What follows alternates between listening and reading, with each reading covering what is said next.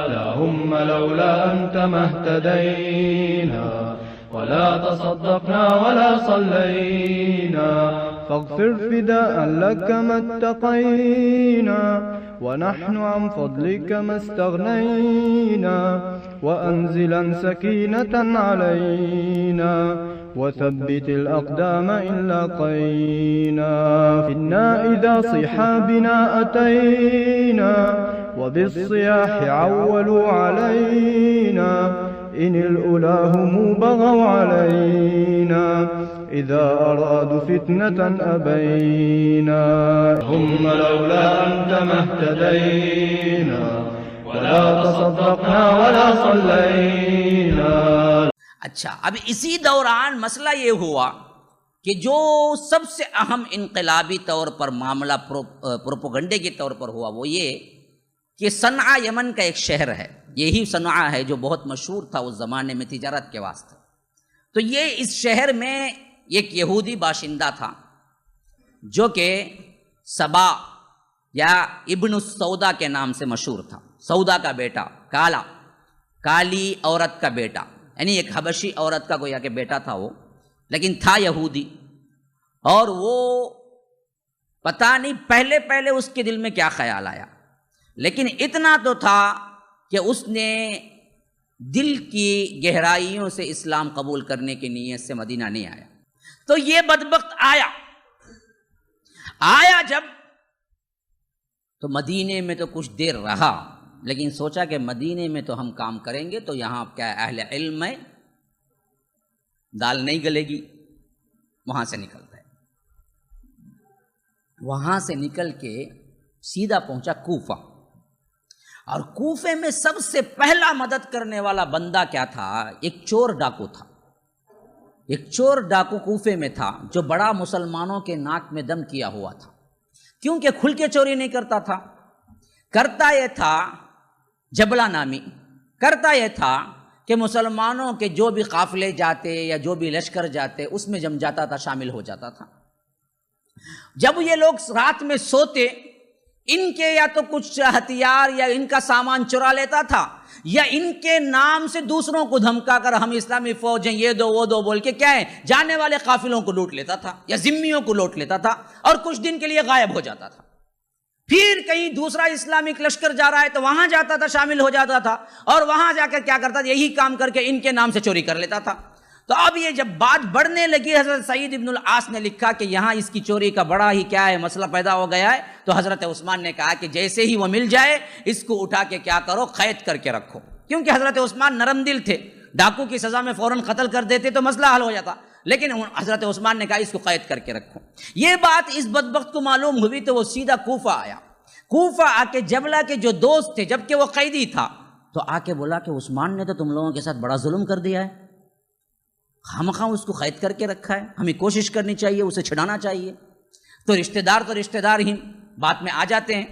تو یہ سپورٹ کرنے لگے. انہوں نے کہا کہ بہت اچھی بات ہے، بہت اچھی باتیں کرتے ہیں نا آپ، ہمارے گھر میں رہ جائیے نا. ہم تو کیا ہے نا جب عقیدت پہ آتے ہیں تو تلوے چاٹتے ہیں، جیسے عقیدت نکل گئی وہی تلوے سے کیا اپنی چپل نکال کے تلوے پہ کے سر پہ بھی مارتے ہیں پھر بعد میں. تو اب عقیدت میں آ گئے پہلے، تو انہوں نے کیا پناہ دے دی، گھر دے دیا.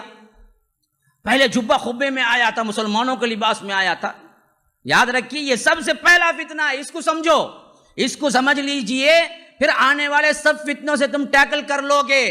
کسی کے جبے پہ مت جاؤ، کسی کے قبے پہ مت جاؤ، کسی کے مزار پہ مت جاؤ، کسی کے رنگ پہ مت جاؤ، کسی کے دوپٹے پہ مت جاؤ، کسی کے عمامے پہ مت جاؤ، کسی کی تسبیح پہ مت جاؤ، کسی کی دیکھنے کے اندر جو شیریں زبان ہے اس پہ مت جاؤ. ہمیشہ پرکھو تو کتاب و سنت اور اس کی زندگی کے اوپر کو، اگر ہے وہ اچھا ہے، نہیں ہے چھوڑ دو اس کو. جب تک یہ معاملہ رہا کوئی تمہیں دھوکہ نہیں دے سکتا. تم خالی جھبے خبے پہ جاؤ گے، ہر دیوانہ آپ کو دھوکہ دے سکتا ہے. شانہ نہیں بولتا ہوں میں، دیوانہ بھی دھوکہ دے سکتا ہے. یہی دیوانے آج ہمیں دھوکہ دے کے بیٹھے ہوئے ہیں. عام طور پر لوگ سب بڑے اللہ والے ہی جی، انہوں کائی کے اللہ والے، کتاب و سنت جھلکتی ہے، قرآن و حدیث بولتا ہے، منہ کھولے تو سیرت بولتا ہے، زندگی سیرت کا نمونہ ہے.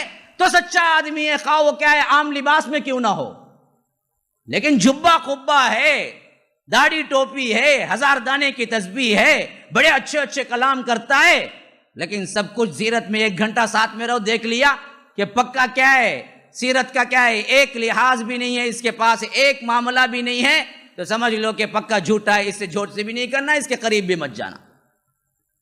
یہ چیز اصل میں دیکھنے والی چیز تھی۔ جب ہم نے اس کو چھوڑا، اس کو دیکھا، تو دیکھے کہ اچھا کمانے کا کیا ہے، جو بھی بیکار ہوتا انہیں جبہ خبہ ڈال کو ایک دارو شفا کھولنے کو بیٹھ جاتا، ایک آگ کا کیا ہے ادھر طرف رکھ لیا تو پھو پھو کیا تو اسے ہمیں کیا کی سمجھ جاتے، آہا بہت بڑا کام ہوتا ہے جی ہاں کرو۔ تو ایسے ہی یہ بھی آیا، تو اس سے سب سے پہلا دھوکہ ان لوگوں کی زبان سے ہوا، خاص کر عبداللہ ابن سبا جو زبان بات کا تھا فیور میں، ہمیشہ کیا وہ کرتا، جو مخالف ہے اس کے فیور کا بن جاتا، حالانکہ معلوم ہے ایک ڈاکو، اور اس ڈاکو کو سلطنت نے قید کیا ہے، تو وہاں جو بھی تھے اگر وہ لفظ بولا کہ اس کو کیا بڑے ظلم سے قید کیے ہیں حضرت عثمان، تو فوری طور پر بولنا کیا چاہیے تھا، ارے بدبخت عثمان نے کیا ہے اور باقاعدہ یہ ڈاکو ہے اس وجہ سے کیا ہے، تم ہی میرے عثمان کے خلاف کچھ مت بھڑکاؤ، یہ بولنے کے بجائے اس کی چکر میں آ گئے۔ اگر وہ سوچتے کہ یہ چیز خلاف سنت بات کر رہا ہے تو کبھی چکر میں نہیں آتے۔ اب اس کے لیے مہمان نوازی ہونے لگی اور اس کی باتیں آہستہ آہستہ اندر سے پھیلنے لگی، تو عثمان اور اس کے گورنر تو بڑے ظلم کرتے ہیں۔ میں نے پہلے ہی بتا دیا تھا، 10 افراد پہلے ہی یہ بات اٹھا چکے تھے، ایک گروہ بن چکے تھے جو مصر میں تھے، جو پہلے ہی کہنے لگے تھے کہ حضرت عثمان اور ان کے گورنر بہت ظلم کرتے ہیں۔ یہی بات ٹھیک اس نے آ کے وہیں ڈالی، تو لوگوں نے کہا کہ بڑی صحیح بات ہے جی، ہم بھی پہلے ہی کہتے تھے، اب یہ تو اللہ والا بندہ بھی آگے کہہ رہا ہے۔ اب وہ اوپر سے کیا ڈالنے لگا، میں مدینے سے ہو کے آ رہا ہوں، میں وہاں بھی دیکھ رہا ہوں ظلم ہو رہا ہے بڑا حضرت عثمان کے دور میں۔ اچھا تو لوگ مدینے سے کوئی آیا ہے بھائی اللہ والا بندہ، اب یہ کیوں ہوا؟ اصحاب رسول اللہ ہوتے تو نہیں ہوتا، نئے نئے مسلمان آباد تھے جن کو معلوم نہیں تھا، ابھی ان کا اسلام پختہ نہیں ہوا تھا، وہ لوگ بھی اس کے چکر میں آئے کہ مدینے سے آیا ہوا ہے، تو اب محفل بیٹھی باتیں ہو رہی ہیں، تو اس نے ایک اور شوشہ چھوڑا، اس نے بولا کہ مجھے تو بڑا عجیب لگتا ہے آپ لوگوں کا عقیدہ۔ کیا عجیب عقیدہ ہے تمہارا؟ عقیدہ یہ ہے کہ تم کہتے ہو کہ حضرت عیسیٰ تو واپس دنیا میں آئیں گے قیامت قریب ہونے سے پہلے، قیامت قائم ہونے سے پہلے، جبکہ حضرت عیسیٰ سے 1000 گنا بڑے فضیلت والے اللہ کے رسول صلی اللہ علیہ وسلم ہیں، وہ نہیں آئیں گے۔ ہاں کیا بات بولا، صحیح بات اتنے جی، ایسا چکما دیتے، ایسے ہزاروں لوگ کیا ہیں غلط عقیدے ڈالتے۔ ہاں یہی بات پہلے طور پر پہلا فتنہ غلو کا اسی نے کیا تھا، سمجھو اب بات کو۔ اس نے بولا کہ عجیب بات یہ ہے کہ تمہارا عقیدہ تو یہ ہے، اسی میں بھاپ لینا چاہیے بہت سے لوگوں کو، یہ ہمارا عقیدہ نہیں تمہارا عقیدہ کہہ رہا ہے، تو یہ کہاں کا؟ یہ اپنے آپ کو مسلمان کیوں نہیں بولتا تھا؟ یہودی ہے شاید، بھاپ لینا چاہیے۔ لیکن نئے عوام تھے نا، ان کو پتا نہیں تھا۔ اب دیکھو دلیل بھی لایا تو کیسے لایا، اس بلا دلیل نہیں بول۔ بعض لوگ بولتے کیا مولوی صاحب، ابے بولے تو بھی قرآن بولتے ہیں، انہوں بولے تو بھی قرآن بولتے ہیں، ان کے پاس بھی دلیل ہے کہتے نا، تمہارے پاس بھی دلیل ہے کہتے نا، کیا صحیح بولو؟ یاد رکھ لیجئے، حق کو دلیل صحیح ملتی، باطل کو دلیل نہیں ملتی بول کے نہیں، وہ بھی کھینچتان کے کہیں سے دلیل لا لیتا۔ سوچنا یہ ہے کہ دلیل پرفیکٹ ہے کیا نہیں ہے، وہ سوچنا، دلیل تو لا لیتا۔ نماز نہیں پڑھنے والا بھی دلیل لا لیں گا، نماز نہیں پڑھنے والے کے لیے بھی قرآن میں دلیل ہے، نمازی نہیں پڑھا کی بار نماز نہیں پڑھو، انہیں بولیں گا سورہ نساء میں آیت ہے نا، یا ایھا الذین آمنوا لا تقربوا الصلاۃ، اے لوگوں جو ایمان لائے ہو نماز کے قریب نہ کو جاؤ۔ دیکھو اتنی بڑی آیت ہے، اللہ بولتا ہے نماز کے قریب بھی جاؤ نا، میں مسجد کے اوپر سے بھی گزروں نہیں، دور سے چل جاؤں گا، بولیں گا انہیں تو قرآن میں موجود ہے، دلیل تو ہے۔ کب بولا، کس وقت بولا، آگے کیا بولا، پیچھے کیا بولا، وہ سب سنے تو نہ معلوم ہوں گا۔ شراب حرام ہونے سے پہلے کا مسئلہ تھا کہ اللہ تبارک و تعالی نے اس وقت بولا، اگلا کیا بولا، وَأَنْتُمْ سُكَارَىٰ، نشے کی حالت میں نماز کے قریب نہ ہو جاؤ، بولا خالی نماز کے۔ ابھی دوسرا آدمی بولے نشے کے حالت میں نماز قریب، نمازات نہیں جی ہم نہ پی لیے تو اڑا اٹھا پی لیں گے، 5 نمازاں بھی سو جائیں گے خاموش نشے میں، یہ اللہ بولے کوئی نشے کی حالت میں نماز کے قریب نہ کو جاؤ، نہیں ابھی نشہ حرام نہیں ہوا تھا تب بولا۔ تو دلیل تو ملتی ہے، دلیل آخرتاً دلیل کے طور پہ سیٹ ہوتی ہے۔ یہ دیکھو یہ بدبختی پہلا مسئلہ یہی شروع کیا، بولا کہ عیسیٰ تو دوبارہ آنے کا عقیدہ ہے، محمد الرسول اللہ دوبارہ آنے کا عقیدہ نہیں ہے، جبکہ عیسیٰ سے بہت فضیلت والے، اور اللہ خود کہتا ہے عنکبوت کے اندر ان الذی فرض علیک القرآن لرادک الی معاد، بے شک اے اللہ کے رسول صلی اللہ علیہ وسلم، جس نے تم پر اس قرآن کو نازل کیا ہے وہ تم کو ضرور واپس لائے گا دوبارہ۔ ہاں برابر اس نہ جی ہے، بھی ہے نا جی قرآن میں، چاہے تمہیں نہیں سنے رہیں گے اب تک ہے یہ، اسی سے دلیل لیا انہیں، دلیل لے کے بولا یہ بات چاہیے، میں بولتا ہوں سو اللہ خود بول کو ہے دوبارہ آئیں گے یہ بول کے، الی معاد، پھر دوبارہ لوٹاؤں گا میں تمہیں۔ اب بعض لوگ اس کے ہم نوا ہو گئے، ہم نوا، جب دیکھا کہ یہ بات کو ذرا لوگ مانتے ہیں تو دوسرا چھوٹا چھوڑا، ہزاروں انبیاء آئے، ہمیشہ ہر نبی کا کوئی نہ کوئی وصی ہوتا ہے، یعنی نبی وصیت کر کو جاتا ہے میرے بعد انہیں بننا بول کو۔ اللہ کے رسول صلی اللہ علیہ وسلم سب سے بڑے نبی ہیں، سب سے بڑے خاتم الانبیاء ہیں، تو کیا وہ اپنے واسطے لکھ کو نہیں گئے رہیں گے؟ کہ ضرور لکھ کو گئی انہوں حضرت علی کے واسطے کہ یہ میرا وصی ہے، یہ تین خلفاء چھپا دلے بولا، یہ بات کو پہلے آئے نا تینوں خلیفہ ان لگا چھپا دلے، ورنہ تو علی اصل میں کیا ہے، داماد بھی ہیں، رشتہ دار بھی ہیں، انہوں وصی، کیسا تم لگا خاموش رہ جاتے، یہ سب دیکھ لے گو، الٹا الگ ابھی ذرا اوپر کرتا ہے، ہوا دیتا ہے فتنہ پھیلانے کا واسطے۔ تو اس میں یہ بات ہو برابر اشنا، اللہ کے رسول کے نہایت قریبی رشتہ دار، چچا زاد بھائی، کزن، اللہ کے رسول نے خود اپنے گھر میں تربیت کی، 10 سال کے تھے جب اسلام قبول کیا، اتنے فضیلتیں ان کے پاس ہی نا، انہوں رہتے ہوئے عثمان کئی کو ہاں غلط چیز کرے سو ہمیں، یہ بات مشہور ہونے لگی، تو وہاں کے گورنر جو تھے انہوں نے اس کو بلایا، وہ دیکھ لیے تھے وہ یہ فتنہ باز ہے، وہ بلا کے بولے بات تو کیا اصل کہاں سے آیا، کہاں پڑھا، کیا کرتا تو؟ میں کیا بھی نہیں، سادہ مسلمان، میں دیکھا مسلمان آ کر بہترین عقائد کو ہی، یہودی عقائد برابر نہیں، مسلمانی صحیح آج کی دنیا میں، اس وجہ سے میں آ کر اسلام قبول کر لیا۔ وہ تو برابر اسلام قبول کر لیا، اچھا کرا، لیکن یہ سب باتیں بولتا ہے، کہتے نا نہیں نا، میں ویسا کیا بھی بولتا تھا نا، میں اپنی جگہ رہتا، نمازاں پڑھ لے کو، قرآن پڑھ لے کو، میرا کام کیا بھی اتنے نا، جھوٹ بولا۔ حضرت سعید بن معاذ بولے کہ تو کیا کرتا ہے کیا نہیں کرتا ہے سب میں دیکھ لے کو چھوں، تیری زبان سے نکلتی سے چیزیں سب ایسا لگتا ہے کہ تو آ کر ہمارے میں فتنہ پھیلانا چاہتا ہے، اگر اس کے بعد معلوم ہوا تو کوئی بات بولا تو میں دوسری طرح پیش آؤں گا۔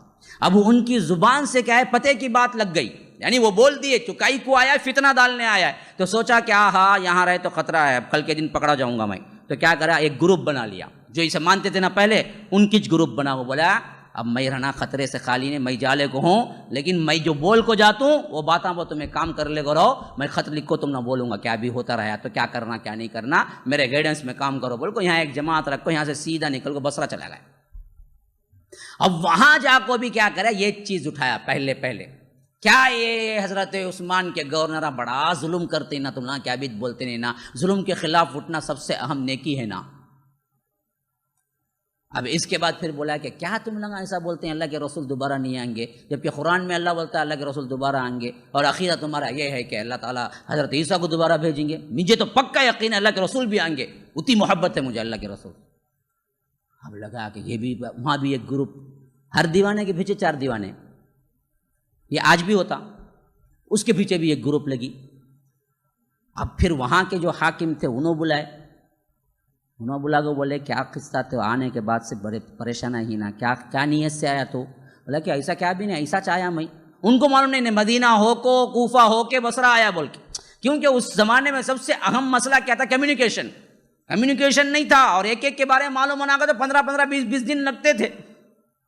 اب وہ جو بولا وہ ماننا پڑتا تھا، تو انہوں نے کیا کیا کہ وہاں پر بھی سمجھایا کہ دیکھ فتنہ بازی لگتی ہے، تیرے اندر شر پسندی ہے، سیدھے طریقے سے رہنا ہے رہ، نہیں تو میں دوسرے طریقے سے پیش آؤں گا۔ تو اس نے سوچا کہ بھائی غلط ہے، بھائی یہاں رہے تو بھی کام نہیں ہوگا بول کو، وہاں بھی ایک گروپ بنا لیا، بنا کو بولا یہ کام آپ کو کر لے کرو، کام تم نہ، میں کیا بھی ہے سو خط خطابت کر کو تمہارے سے بات کروں گا، کیا میں یہاں سے نکل جاتا ہوں، بولے یہاں سے نکل گا، یہاں سے نکل کو سیدھا پہنچا مصر میں۔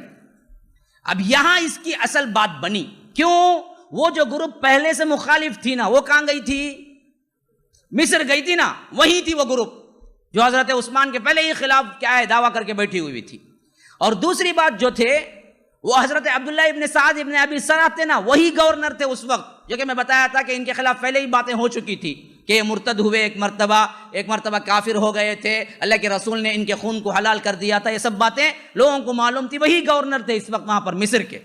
تو وہاں گیا تو پہلے سے ہی ایک گروپ اس کے خیالات کی ہم نوا ہے, معلوم ہوا تو پہلے بلا لیا ان سب کو, بھائی وہ تمہاری تلاش میں بھی آیا ہوں.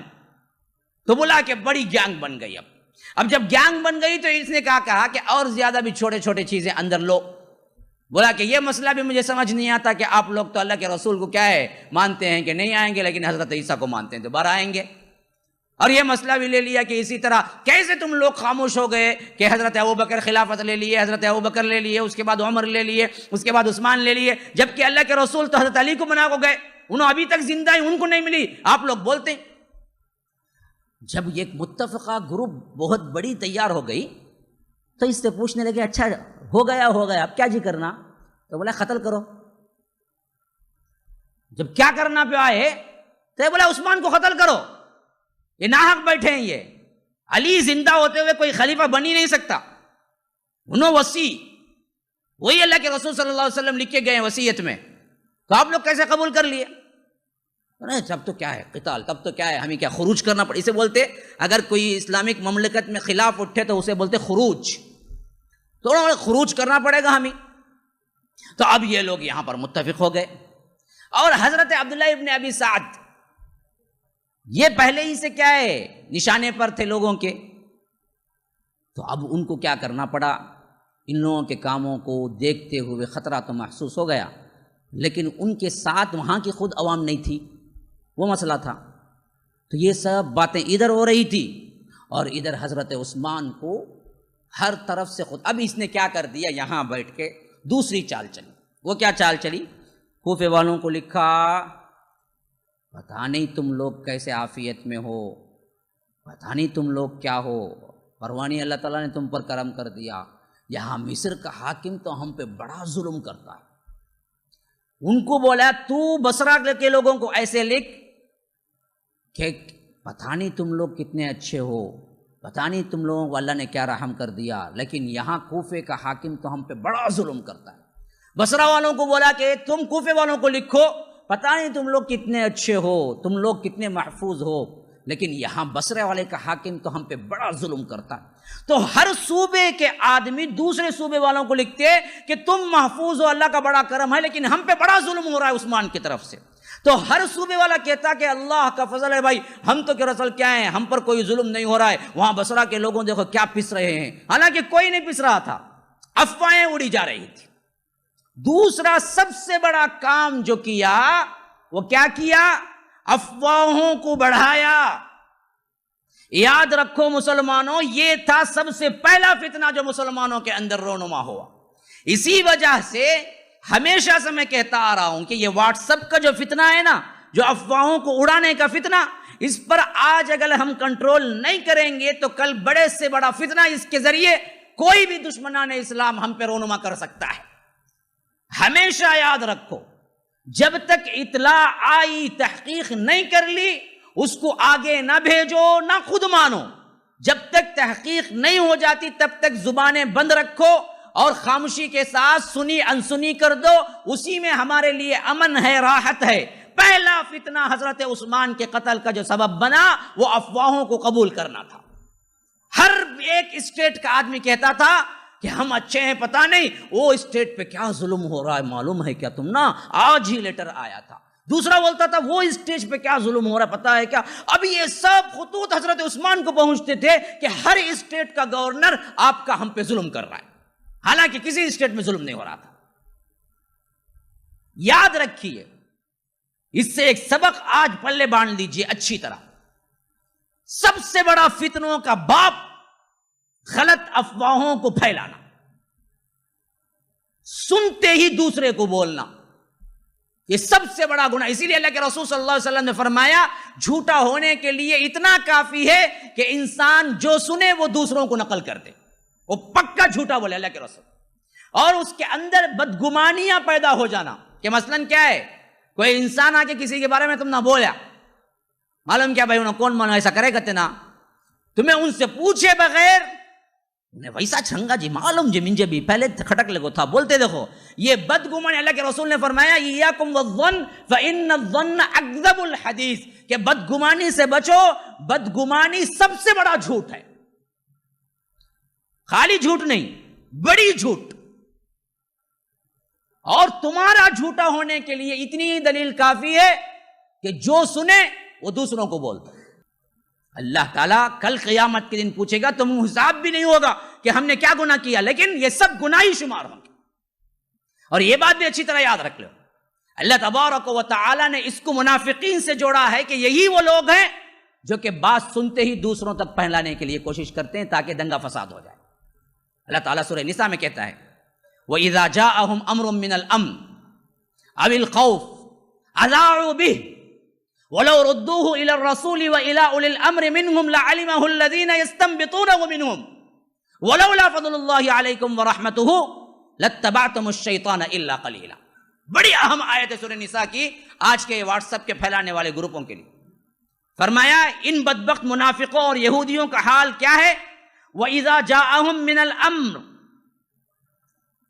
کوئی بھی ایک نیوز جب ان کے پاس آتی ہے، کون سی نیوز ہوتی ہے اس کے اندر، من الامن او الخوف، کسی خوف کی نیوز ہوتی ہے یا کسی امن کی نیوز ہوتی ہے، کوئی بھی ایک خبر جس کے اندر یا تو خوف، مثلا کیا ہے ایک نیوز مسلمانوں کے خلاف یہاں پر اکٹھے ہو رہے ہیں بعض لوگ، یہ کیا ہے اس میں خوف ہے، یا کوئی نہ کوئی جھوٹی کیا ہے خوشخبری مسلمانوں کے لیے ایسا کیا جا رہا ہے ویسا کیا جا رہا ہے، حالانکہ کچھ نہیں کرتی گورنمنٹ، کیا جا رہا ہے لکھ دیے۔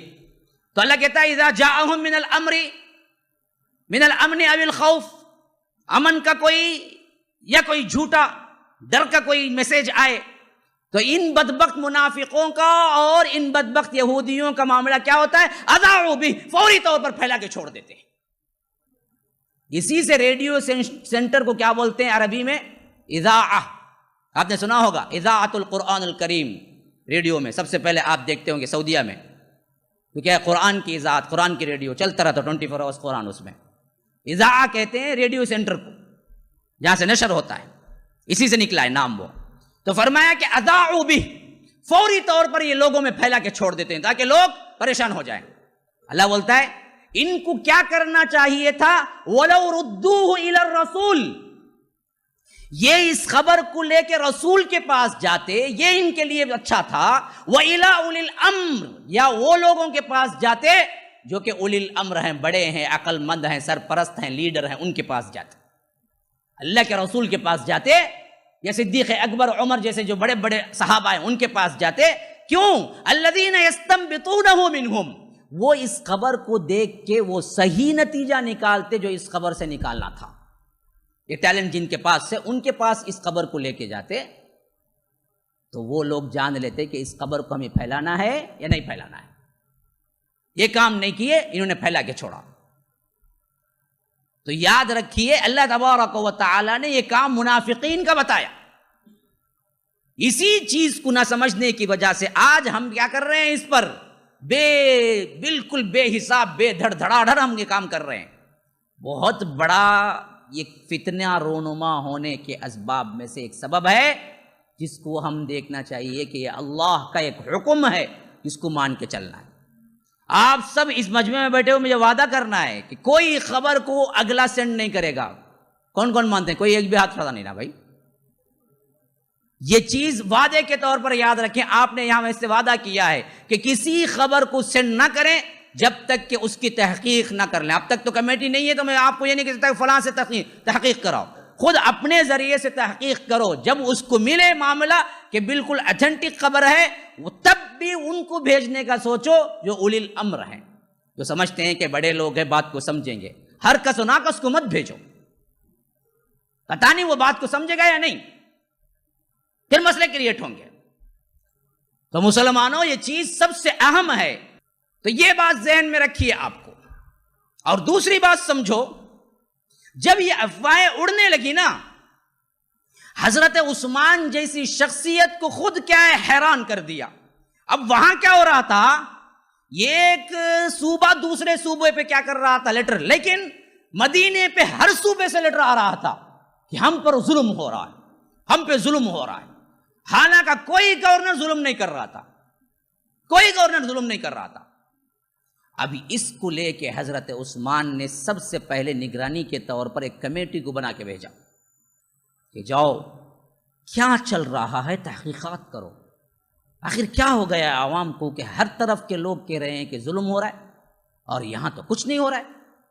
سب سے زیادہ محفوظ مدینے کے مسلمان کہہ رہے تھے کہ ہم ہیں جی، ہم پہ کچھ نہیں ہو رہا ہے، سب صوبے میں ظلم ہو رہا ہے. مدینے کے مسلمان اب محفوظ ہیں. اور دوسرے صوبوں میں جا رہا ہے کہ مدینے کے مسلمان بھی حضرت عثمان سے تنگ ہیں. اب اس حیثیت سے جب بات بڑھنے لگی تو حضرت عثمان نے سوچا کہ اب کم از کم یہ جو فتنہ پرور ہیں ان کو باقاعدہ بلا ہی لیا جائے اور ان سے بات ہی کر لی جائے کہ آخر پرابلم کیا ہے، کیا چاہتے ہو تم. تو انہوں نے کیا کیا کہ حضرت عبداللہ ابن سعد ابن ابی سرح سے کہا کہ ان لوگوں کو بلاؤ جو کہتے ہیں کہ عثمان ظلم کرتے ہیں، ان سے پوچھا جائے آخر کیا ظلم کرتے ہیں. اسی وقت حضرت عثمان کے جو سیکریٹری تھے انہوں نے کہا کہ نہ بلایا جائے، یہ بدبخت ظالم ہیں، شرپسند ہیں، آپ اگر بلا کے جواب دیں گے کہ ان کی شرپسندی اور بڑھے گی. آپ کیوں نہیں کمانڈ کرتے جس طرح حضرت عمر پہلے کمانڈ کرتے تھے. تو حضرت عثمان نے کہا کہ نہیں، میں وہ حضرت عمر کا سا رعب کہاں سے لاؤں. کہا کہ امیر المومنین آپ کی یہ رحم دلی ہی دراصل ان لوگوں کو یہاں تک پہنچائی ہے، ورنہ آپ حضرت عمر کا سا ایکشن لیں گے تو یہ وہی دب جائیں گے. لیکن کیا کیجئے کہ اس وقت ہمیں عجیب تاریخ سے کیا ہے افسوس ہوتا ہے کہ حضرت عثمان کا جو رحم کا معاملہ تھا وہ اپنے آپ کو دبا نہ سکے. وہ انتہائی منفرد شخصیت نظر آتے ہیں اس معاملے میں کہ خود مار کھا لو، خود اذیت سہ لو. ان کا ایک ہی اصول تھا کہ میری وجہ سے کسی مسلمان کو کیا ہے کوئی ایک زخم بھی نہ لگے. حالانکہ محسوس ہو گیا تھا کہ یہ شرپسند ہیں، یہ بات کرنے سے سنبھلنے والے نہیں ہیں، لیکن حضرت عثمان کی رحم دلی کی انتہا یہ تھی کہ وہ کہتے تھے کہ میری وجہ سے کوئی قید کو کیوں جائے جی، بات میرے سے نہ کرتا ہے وہ، میں نے ظلم کیا ہے، پوچھ لیں گے ہم بلا کے کیا ظلم کیا. یہ بھی وہی چیز تھی جس کو کیا ہے بھڑکا دیا اور آگے حضرت عثمان کے قتل میں. یہ بدبخت کیا ہے بڑے شاہانہ طبیعت سے نکل کے آئے جب بلائے تھے. اب دیکھ لیا کہ خلیفے نے خود بلایا ہے تو ہمارا مرتبہ بہت بڑھ گیا. اب اس کے بعد انہوں نے جو بدتمیزی کی حضرت عثمان سے، یہ تو خود کیا ہے اس وقت کے بڑے بڑے لوگوں کو بھی سمجھ نہیں آئی کہ وہ بالمشافہ گویا کہ جھگڑنے لگے حضرت عثمان سے آ کے سامنے اور سیدھی سیدھی بات کہنے لگے، ہمیں آپ نہیں چاہیے، اترو، ہم بٹھائیں گے جس کو چاہیں گے. اب اس کنڈیشن پہ حضرت عثمان نے یہ نہیں سوچا تھا، حضرت عثمان رضی اللہ عنہ نے یہ سوچا تھا کہ بدبختوں کو سمجھائے تو سمجھ لیں گے. اور بالکل وہ جو کہ پہلے ہی وضاحت دے چکے تھے وہ سب الزامات اکٹھے کر کے لگانے لگے. انہوں نے بات کہاں سے شروع کی؟ جہاں سے سوچ بھی نہیں سکتے تھے وہاں سے شروع کی. انہوں نے کہا کہ دیکھو ابو بکر اسلام لائے، عمر اسلام لائے، علی اسلام لائے، عشرۃ المبشرہ اسلام لائے، آپ بھی ہیں اس میں. سب بدر میں شریک ہوئے نہیں ہوئے؟ سب بدری ہیں یا نہیں ہیں؟ ہاں جی بدری ہیں. کیوں آپ نہیں شریک ہوئے؟ تو آپ بدری بھی نہیں دے گا، پہلے ہی آپ کا اسلام برابر نہیں تھا.